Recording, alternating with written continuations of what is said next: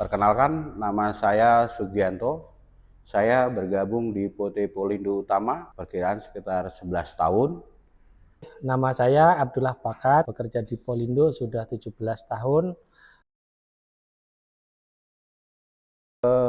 Pertama saya kerja di Polindo, gabung dengan Polindo, itu di awalnya itu saya sebagai anggota security.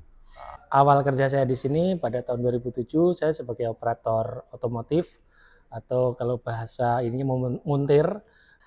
Di tahun 2014 saya dipindahkan bagian saya dari otomotif ke limbah, khususnya limbah B3 dan non B3.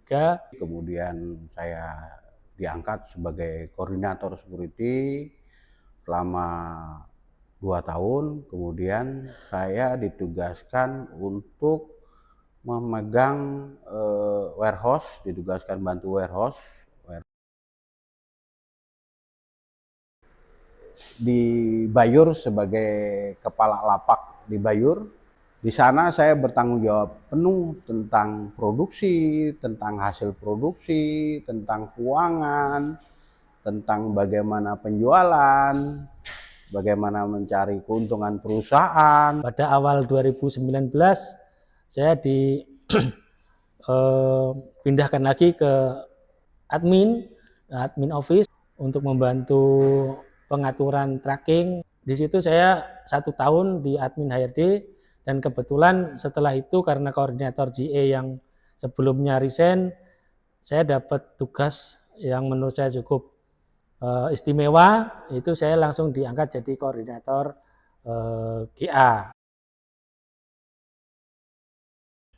Selama jadi koordinator GA dari tahun 2020 sampai sekarang, alhamdulillah membawahi tim yang cukup banyak, dan berbagai rintangan juga saya hadapi di koordinator tersebut, mulai dari awal sampai saat ini, mulai dari harus ada pengurangan karyawan, yang total karyawan GA yang tadinya total 63, saya harus merapikan sesuai kebutuhan menjadi cuma 35. Jadi 50% dari tim GA harus terpaksa kami diskualifikasi atau kita resignkan.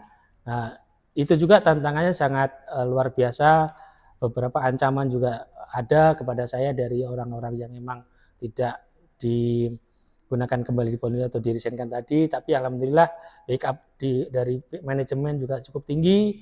Saya diberi pengamanan yang sangat luar biasa, dan saya merasa aman juga, dan saya terus maju untuk melanjutkan tugas saya.